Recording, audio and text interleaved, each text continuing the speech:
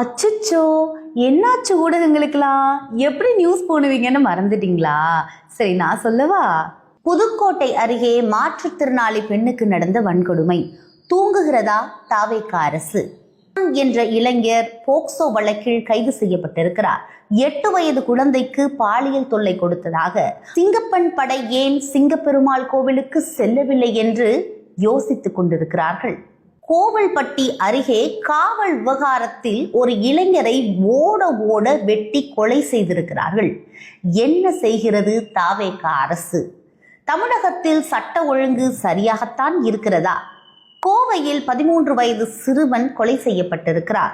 சக நண்பர்கள் வெறி செயல். என்ன செய்கிறது தாவேக அரசு? இப்படித்தான் நீங்க போடுவீங்க.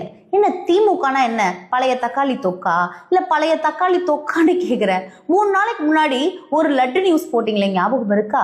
திமுகவில் நடந்த ஊழலை களஞ்செறிந்தது தாவேக அப்படின்னு போட தெரியுதுல.